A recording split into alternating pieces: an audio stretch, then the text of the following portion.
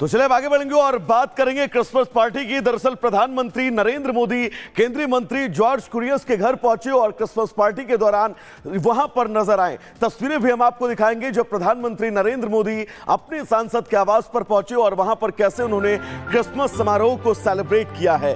ये तस्वीर हम आपको दिखा रहे हैं।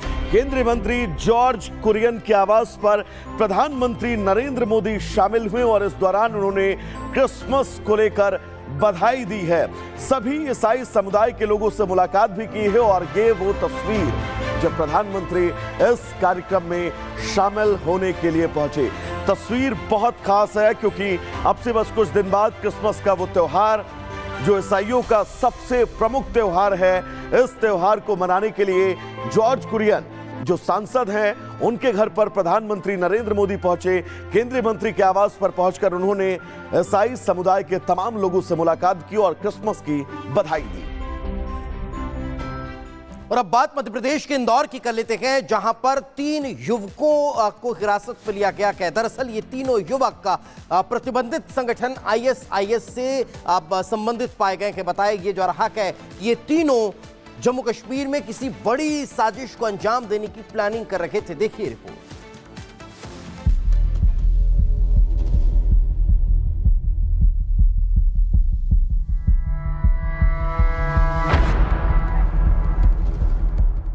इंदौर पुलिस ने पाकिस्तान की खुफिया एजेंसी आईएसआईएस के रिक्रूटमेंट मॉडल का खुलासा करते हुए 3 युवकों को गिरफ्तार किया है। सुरक्षा एजेंसियों ने इंदौर पुलिस के साथ मिलकर एक ऑपरेशन चलाया था। खजराना थाना के अशरफी कॉलोनी से 3 युवकों को धर दबोचा गया है। तीनों युवक एक सोशल मीडिया ऐप के जरिए पाकिस्तान की एजेंसी आईएसआईएस से जुड़े हुए थे और यहीं से कश्मीर में जिहाद करने की तैयारी में थे। खजराना में बीएनएस की सेक्शन 196, 197 और 353 बीएनएस के तहत राष्ट्र विरोधी गतिविधियों में सम्मिलित युवकों के खिलाफ मुकदमा दर्ज हुआ है। अभी पूछताछ चल रही है। जो राष्ट्रीय एजेंसीज़ हैं, जो राज्य की एजेंसीज़ हैं, उनके इनपुट को भी कोऑर्डिनेट किया गया है और लगातार हमारी टीम इंट्रोगेशन कर रही है। शीघ्र ही हम इसका खुलासा भी करेंगे कहाँ कहाँ पर इनके नेटवर्क थे और किन लोगों को ये मोटिवेट कर रहे थे और किस मॉड्यूल पे ये काम कर रहे थे। इंदौर के एडिशनल पुलिस कमिश्नर ने बताया कि इन युवकों पर कई दिनों से नजर रखी जा रही थी।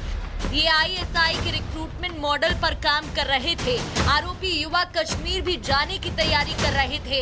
पुख्ता सबूत मिलने के बाद इनकी गिरफ्तारी की गई। आरोपी सोशल मीडिया पर अलग अलग तरह की रील बनाकर वायरल कर रहे थे, जिस कारण क्षेत्र में धार्मिक भावना आहत हो सकती थी। सारे इनपुट हम कोऑर्डिनेट करते हैं, राष्ट्रीय एजेंसीज भी और जो हमारी राज्य की इंटेलिजेंस टीम है, इन सब के इनपुट के आधार पर यह कार्रवाई की गई है। पुलिस 3 आरोपियों को कस्टडी में लेकर हर एंगल से जांच कर रही है। पूछताछ जारी है, जिसमें जल्द ही और नए खुलासे हो सकते हैं। Bureau report, Republic Bharat.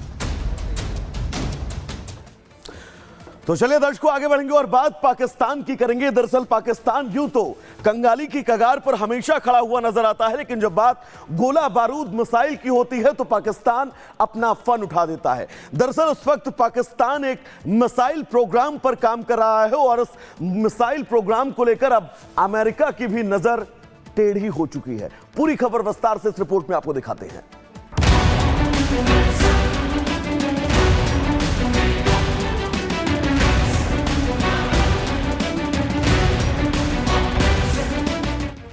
देश की आवाम 2 वक्त की रोटी के लिए तरसती है, वो पाकिस्तान अपना बचा कुचा पैसा भी हथियार और गोला बारूद पर खर्च कर देता है। अब तो उसकी मिसाइल वाली साजिश एक्सपोज हो गई है, क्योंकि अमेरिका ने लंबी दूरी वाले मिसाइल प्रोग्राम को बढ़ावा देने के आरोप में पाकिस्तान की 4 कंपनियों पर बैन लगा दिया है। इनमें पाकिस्तान की सरकारी एरोस्पेस और defence agency national development complex भी शामिल है। नेशनल डेवलपमेंट कॉम्प्लेक्स और 3 अन्य कंपनियां ऑफ पाकिस्तान। और ये जो मिसाइल्स हैं इनको अमेरिका की निगाह में proliferation of weapons of mass destruction कहा गया है, लिहाजा उन्होंने इन 4 कंपनियों के ऊपर प्रतिबंध लगा दिया। अब शहबाज शरीफ तिलमिला गए, उन्होंने कहा कि ये तो बहुत दुर्भाग्यपूर्ण है और इसकी वजह से तो मिलिट्री असंतुलन हो जाएगा। अमेरिका के हवाले से बताया गया कि कंपनियां पाकिस्तान के बैलिस्टिक मिसाइल प्रोग्राम के लिए जरूरी टूल मुहैया करा रही थी, जिस पर अब बाइडेन प्रशासन ने डंडा चला दिया है। अमेरिका ने कहा कि हम पाकिस्तान की उन 4 कंपनियों पर प्रतिबंध लगा रहे हैं जो लॉन्ग रेंज वाली विनाशकारी बैलिस्टिक मिसाइल के प्रोग्राम में शामिल है। क्या अमेरिका भारत के दबाव में पाकिस्तान पर शिकंजा कस रहा है? अमेरिका ने 1990 पिछले 35 साल में जितने दुनिया भर में देशों ने सैंक्शंस लगाए दूसरे देशों पे, 2/3 सैंक्शंस अमेरिका ने लगाए हैं और दुनिया के 1/3 देशों पर अमेरिका के सैंक्शंस लगे हैं, खास तौर पर विकासशील देशों पर। पाकिस्तान को कई मौकों पर भारत धूल चटा चुका है। ऐसे में वो अपनी खींच निकालने से बाज नहीं आता। हथियार हो या आतंक, उसके दम पर हिंदुस्तान को चोट पहुंचाने की नाकाम कोशिश करता है, जिस पर मोदी के दोस्त ने हट्टा चला दिया है। Bureau report, Republic Bharat.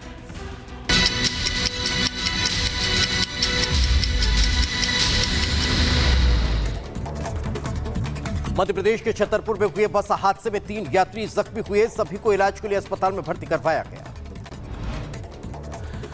Uttar Pradesh के देवरिया में कार और ट्रैक्टर ट्रॉली की भिड़ंत, हादसे में ड्राइवर की मौत, कार में कई पेटी अवैध शराब भी थी। बांदा में सवारियों से भरा ई रिक्शा पलटा, हादसे में एक युवती की मौत हुई, 2 यात्री गंभीर रूप से जख्मी हुए।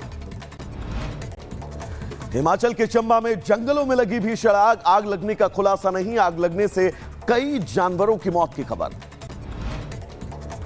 बुलंदशहर में स्कूल कैब और ट्रक की भिड़ंत को गई, हादसे में 10 से ज्यादा छात्र छात्राएं जख्मी हुए, कोहरे के कारण यह हादसा हुआ। बलिया में ट्रक और पिकअप वाहन में जोरदार टक्कर, हादसे में 3 लोग घायल। बदायूं में ट्रक से कुचलकर युवक की मौत हुई, पुलिस ने शव कब्जे में लेकर पोस्टमार्टम के लिए भेजा।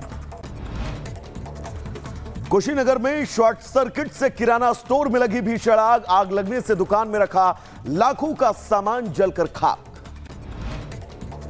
उधर झांसी में तेज रफ्तार कार अनियंत्रित होकर पलट गई, कार सवार पति पत्नी और 2 बच्चे जख्मी हो गए। बिहार के मुजफ्फरपुर में एक युवक के लिए 2 युवतियों के बीच जमकर जूते चप्पल चले, मारपीट का वीडियो सोशल मीडिया पर वायरल हुआ। मुजफ्फरनगर में एक छात्र की दबंगों ने जमकर पिटाई कर दी, सोशल मीडिया पर मारपीट का वीडियो जमकर वायरल हुआ है। मध्य प्रदेश के छतरपुर में 3 युवकों ने नाबालिग बच्चे की बेल्ट से पिटाई की है, पुलिस ने कार्रवाई करते हुए आरोपियों को गिरफ्तार किया।